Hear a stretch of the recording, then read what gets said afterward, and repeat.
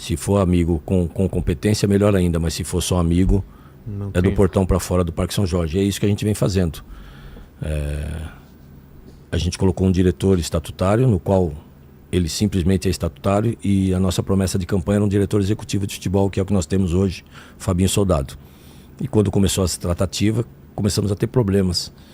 E aí acabou o diretor executivo não aceitando, começamos a ter problemas, por isso tivemos uma janela complicada, por falta de conhecimento da pessoa, por falta de atualização, né? Gastamos 125 milhões de reais nessa janela, mas também porque não tínhamos credibilidade.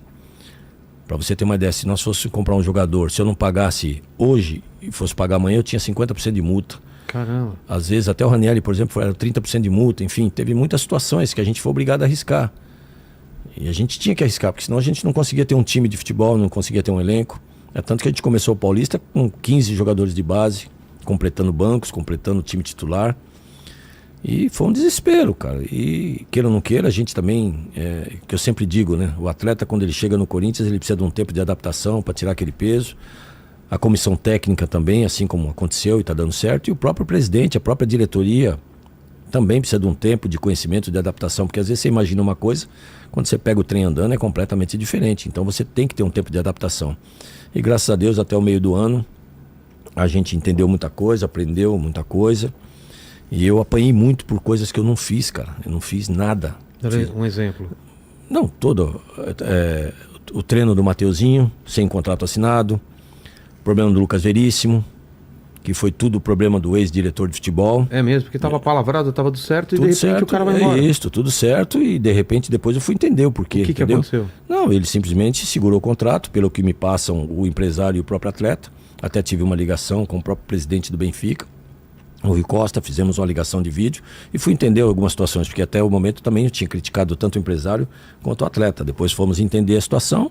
Eu acho que foi falta de experiência do diretor de futebol, ou falta de incompetência mesmo, que hoje eu vejo que é falta de competência. E aí acabei demitindo e contratando um executivo de futebol. Aliás, na época eu já contratei. Aí até ele foi questionado: você contratou? Eu não estou sabendo. Eu não preciso dar satisfação, eu sou o presidente do Corinthians.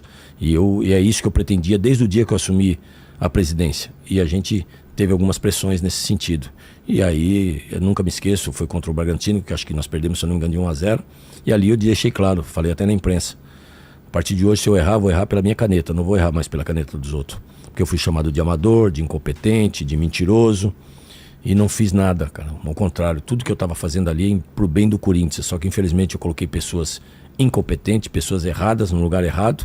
Dei autonomia, porque a gente tinha uma confiança. Todos os meus diretores eu confio plenamente até que me provem o contrário. E esse foi meu erro. Eu sou presidente, eu sou obrigado a assumir como assumi, matei no peito, como a gente fala, assumi toda a culpa. E eu falei: agora a caneta é minha. E aí eu comecei a dar canetada e graças a Deus tivemos uma segunda janela maravilhosa. Não, a segunda janela foi incrível, pontual, com um custo de 32 milhões, que dizem que eu gastei 450 milhões, é um absurdo. A gente gastou 160 milhões, só que só um jogador que eu já recusei proposta, eu pago todo esse investimento das duas janelas de 160 milhões. Que aí ninguém também às vezes fala de contratação, essas coisas. Quem é esse jogador? Não, são 3 jogadores que assim foi propostas maravilhosas, mas como eu deixei sempre claro, não vendo mais jogador barato. O Corinthians volta. A gente andou vendendo ainda jogadores a preço de bala, né? Para você ter uma ideia, o Wesley, a primeira sondagem dele, a gente não tinha R$1 no caixa.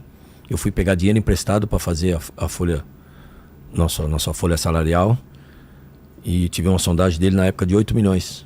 E eu chamei o empresário, que foi super parceiro. É isso que a gente quer: empresários parceiros, empresários que entendam a dimensão, o planejamento, que nisso tanto o empresário, o clube, atleta, todos vão ganhar, porque vai tudo melhorar. E é o que aconteceu. De 8 milhões, vendi o Wesley a 25 milhões. Pois é. Foi a maior venda da história, como está tendo agora já outros, a maior venda, e a gente está segurando, porque eu sempre deixei claro: a gente precisa ter um elenco, a gente precisa ter um time para disputar tudo, que através disso eu trago grande receita. Porque eu trouxe, Vilela, 1 bilhão e 800 milhões de receita para o Corinthians, beirando a segunda divisão do Paulista, beirando a segunda divisão do Brasileiro.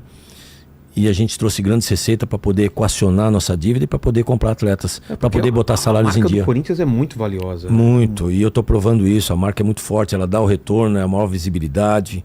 Todo mundo hoje Maior quer audiência. maior audiência em todo sentido, por isso que a gente briga muito. Então, se o Corinthians te proporciona tudo isso, ele tem que ter o valor justo. Cara, qualquer jogo do Corinthians é estádio lotado, qualquer jogo. Há mais de 20 jogos a gente vem batendo todos os recordes de receita, tanto no sub-20, tanto no feminino como no profissional. É incrível.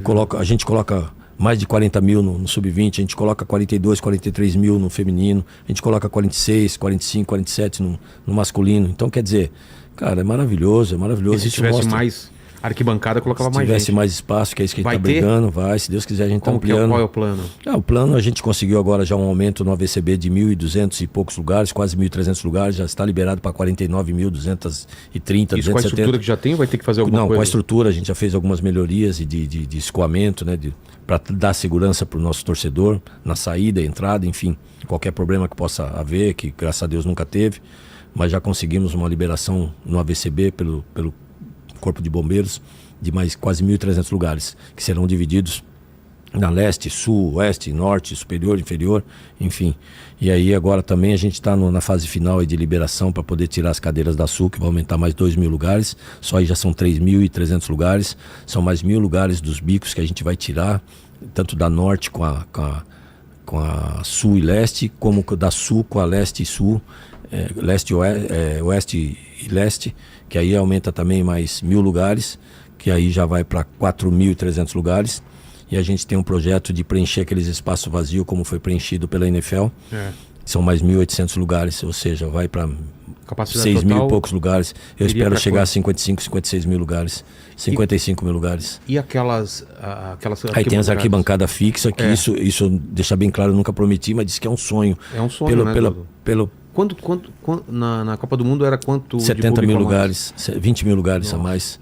E é isso que a gente pretende. Dava para ter deixado, era uma arquibancada móvel, que ela tem uma durabilidade de mais ou menos de 10 anos para cima. Imagina então, a receita que ia estar dando isso daí. que era só ter deixado, conquistasse uma receita para procurar. Pô, até 2024 a gente teria ela. Isso. Teria pego grandes receitas aí, hoje poderia ter Com o dinheiro dela já teria construído a fixa, que é isso que a gente quer fazer. A gente está fazendo contas, a gente está buscando parceiros para que a gente, de uma certa forma, tenta aí viabilizar, porque eu acho que o torcedor do Corinthians merece, e a gente já provou isso, que quanto mais espaço, mais a gente lota e mais receita a gente traz. É outra coisa que eu venho fazendo, com toda a humildade, espetacular, porque a gente manteve, acho que pela primeira vez na história do Corinthians, um presidente assume e mantém um ingresso para o seu torcedor, o ingresso mais barato do mundo. Pela primeira vez na história do Corinthians que eu me lembro, eu estou há 40 e poucos anos dentro do meu clube social, é meu quintal ali, e pela primeira vez na história um presidente assume e mantém em mais de um ano a mensalidade baixa, sem aumento, e ao contrário, eu estou aumentando, a gente tem as manutenção do departamento que eu já cheguei a aumentar de 2 para 6 meses com o mesmo custo. Enfim, eu sempre deixei claro isso, prometi isso e estou cumprindo. A gente está buscando receita de CNPJs, não de CPFs. A gente não quer, a gente quer o nosso torcedor ali assíduo, frequentando, consumindo, que ele possa ter uma condição de ingresso barato para ele ir mais jogos, que com isso eu tenho a arena lotada, eu tenho meu clube cheio. Em 3 meses de clube eu coloquei mais de 4.500 pessoas lá dentro. Fui muito criticado por isso. Eu tive pressão em todo sentido, até hoje. É pressão o tempo todo, porque a gente está reestruturando o Corinthians. Então, por isso que a gente sofre essa pressão diariamente.